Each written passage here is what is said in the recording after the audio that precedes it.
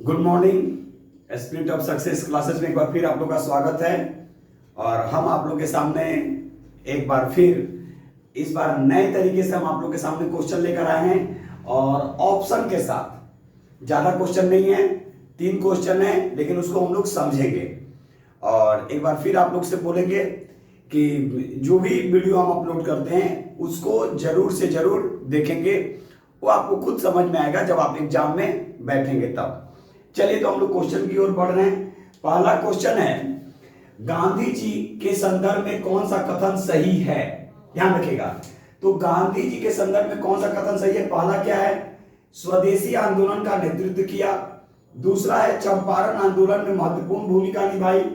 तीसरा है असहयोग आंदोलन में पहली बार स्वराज दिलाने की बात कही गई।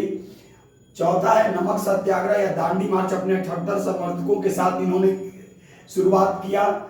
और पांचवा है इनमें से एक से अधिक और इनमें से कोई नहीं। तो सुनेंगे ध्यान से।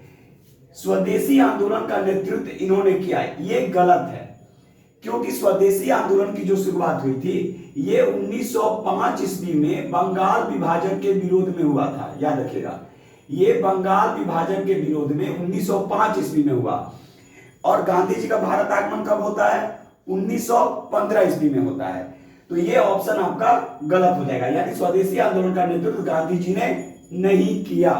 ठीक है, दूसरा हम देख रहे हैं, यानी आंसर में आपका जो अगर पूछा है कौन सा कथन सही है, तो ये तो आपका गलत हो गया, यानी ये सही नहीं है। दूसरा क्या है? चंपारण आंदोलन में महत्वपूर्ण भूमिका निभाई, सही है। 1917 ईस्वी में जब चंपारण में नील की खेती के विरोध में एक जो आंदोलन जो शुरू किया गया, जिसको चंपारण सत्याग्रह या चंपारण आंदोलन कहा गया, इसमें 3/20 भाग पर नील की खेती करना अनिवार्य कर दिया गया था। गांधी जी को बिहार आने का निमंत्रण राजकुमार शुक्ल के द्वारा दिया गया और गांधी जी बिहार आते हैं और आंदोलन करते हैं। गांधी जी का भारत में यह पहला सत्याग्रह था। याद रखिएगा, गांधी जी का बिहार में या पूरे भारत में यह पहला सत्याग्रह था, चंपारण, यानी ये सही हो गया। दूसरा, असहयोग आंदोलन में पहली बार स्वराज दिलाने की बात की गई। ध्यान से सुनिएगा, असहयोग आंदोलन की शुरुआत 1920 ईस्वी से 1922 ईस्वी तक होता है, यानी शुरुआत 1920 ईस्वी में और 1922 ईस्वी तक चलता है। गांधी जी लोगों के अंदर जागरूकता पैदा करने के लिए, लोगों का समर्थन प्राप्त करने के लिए उनसे क्या कहते हैं, हम 1 साल में आपको स्वराज दिलाकर रहेंगे, यानी ये भी सही हो गया। यानी 1 साल में स्वराज दिलाने की बात गांधी जी ने असहयोग आंदोलन में ही किया था। लेकिन 5 फरवरी 1922 ईस्वी को चौरी चौरा हत्याकांड होता है और फिर 12 फरवरी 1922 ईस्वी को असहयोग आंदोलन वापस ले लिए जाते हैं। तो ध्यान से ये भी सही हो गया कि असहयोग आंदोलन में पहली बार स्वराज दिलाने की बात, तो ये गांधी जी के संदर्भ में सही है। चौथा, नमक सत्याग्रह या दांडी मार्च अपने 78 समर्थकों के साथ गांधी जी ने किया था। ठीक है, सुनेंगे। 12 मार्च 1930 ईस्वी को साबरमती आश्रम से गांधी जी अपने 78 समर्थकों के साथ आगे बढ़ते हैं और दांडी पहुंचते हैं, यानी कहां? नौसार। अगर कभी कभी दांडी पूछेगा कि भाई कहां पे, तो नौसार में। और वहां 6 अप्रैल 1930 ईस्वी को पहुंचकर, ठीक है, और नमक कानून का उल्लंघन करते हैं। तो ये भी सही है कि नमक सत्याग्रह दांडी मार्च अपने 78 समर्थकों के साथ गांधी जी ने किया था। तो इनमें से क्या हो जाएगा? एक से अधिक या इनमें से कोई नहीं। तो ऑप्शन 5, इनमें से एक से अधिक आंसर हो गया। कौन कौन आंसर हो गया? चंपारण आंदोलन का में महत्वपूर्ण भूमिका गांधी जी के द्वारा निभाई गई। दूसरा, असहयोग आंदोलन में पहली बार स्वराज की मांग गांधी जी के द्वारा किया गया। असहयोग आंदोलन में गांधी जी के द्वारा पहली बार स्वराज दिलाने की बात, मांग नहीं, मांग अगर हो जाएगा तो 1906 हो जाएगा। तो स्वराज दिलाने की बात यहां पे हो रही है, तो स्वराज दिलाने की बात की गई। नमक सत्याग्रह या दांडी मार्च अपने 78 समर्थकों के साथ गांधी जी, ठीक है, 12 मार्च से लेकर 6 अप्रैल, यानी 24 दिन का अंतराल है। याद रखिएगा, कभी कभी क्वेश्चन पूछ भी देता है कितने दिनों तक, तो 24 दिनों का यह अंतराल रहा। तो ये आपका ऑप्शन 5 हो जाएगा, यानी इनमें से एक से अधिक। चलिए क्वेश्चन नंबर 2, भारत छोड़ो आंदोलन में कौन सा कथन सही है? यानी भारत छोड़ो आंदोलन के संदर्भ में कौन सा कथन सही है? तो सुनेंगे। इसकी शुरुआत 1940 ईस्वी में हुई थी। इस समय कांग्रेस के अध्यक्ष गांधी जी थे। करो या मरो का नारा दिया गया। इस समय भारत का वायसराय लॉर्ड बेबल था। इनमें से एक से अधिक या इनमें से कोई नहीं। तो सुनेंगे, इसकी शुरुआत 1942 ईस्वी में हुई थी, ना कि 1940, यानी ये गलत हो गया। यानी 1940 ईस्वी में व्यक्तिगत सत्याग्रह हुआ था। व्यक्तिगत सत्याग्रह की जो शुरुआत हुई वो 1940 ईस्वी में हुआ था, न कि भारत छोड़ो आंदोलन। याद रखिएगा, तो ये गलत हो गया। दूसरा, इस समय कांग्रेस के अध्यक्ष गांधी जी थे, ये भी गलत है। इस समय कांग्रेस के अध्यक्ष मौलाना अबुल कलाम आजाद थे, जो लंबे समय तक कांग्रेस के अध्यक्ष रहे। यानी ये 1940 ईस्वी से 1946 ईस्वी तक कांग्रेस के अध्यक्ष रहे। यानी रामगढ़ अधिवेशन होता है और उसमें मौलाना अबुल कलाम आजाद को अध्यक्ष बनाया जाता है। गांधी जी तो सिर्फ एक बार कांग्रेस के अध्यक्ष रहे, 1924 के बेलगाम अधिवेशन में।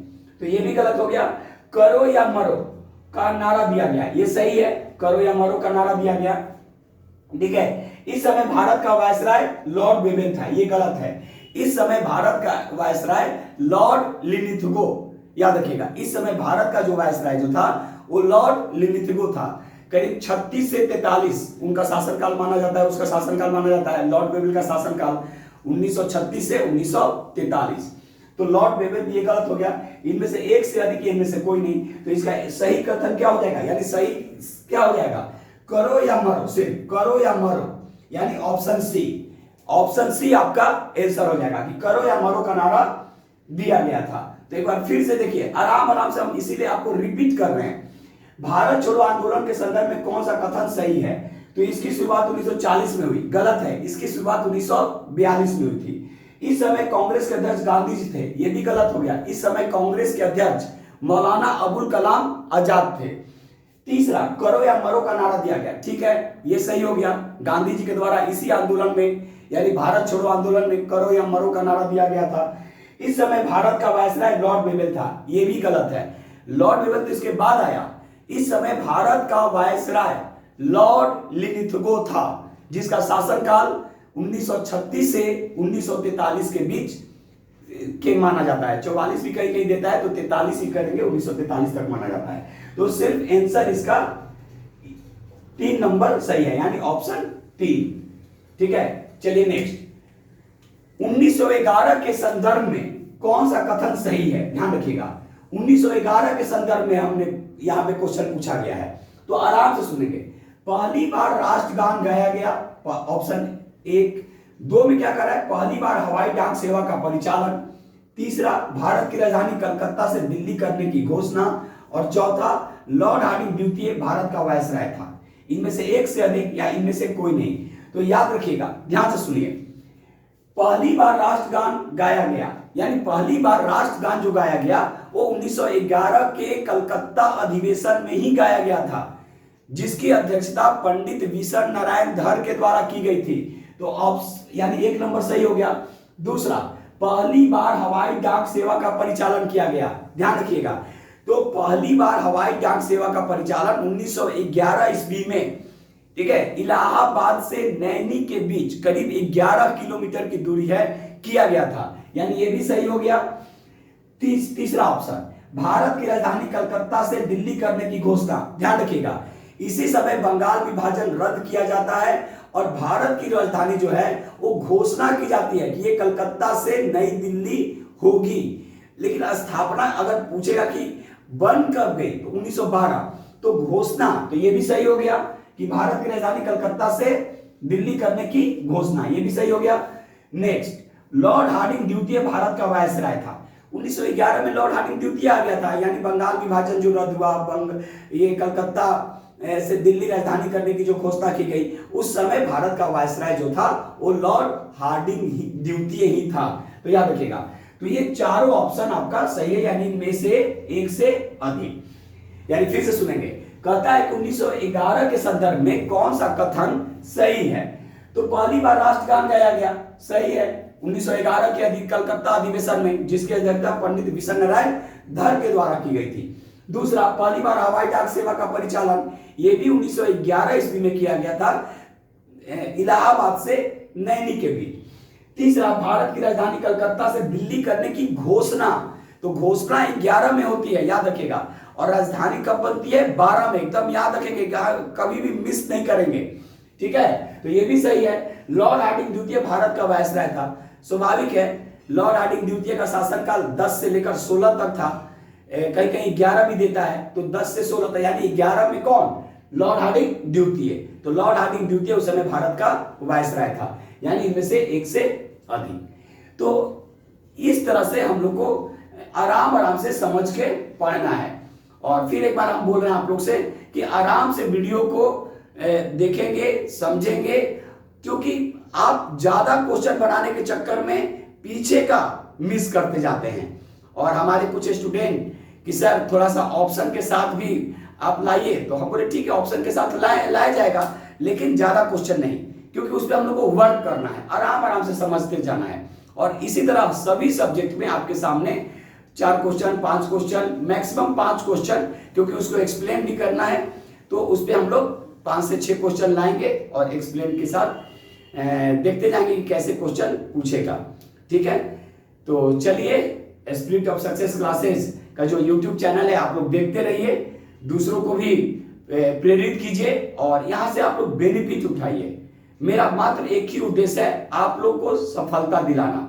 और बार बार बोलते हैं मेहनत से ही सफलता का आना होता है, यानी मेहनत करेंगे तभी भाग्य का आना होता है, भाग्य कुछ नहीं। मेहनत करेंगे खुद ब खुद आपका भाग्य बनते जाएगा, तो मेहनत से कभी आपको भागना नहीं है। चलिए इसी के साथ एक फिर हम लोग नए वीडियो के साथ बहुत जल्द मिलेंगे। तब तक के लिए जय हिंद, जय भारत।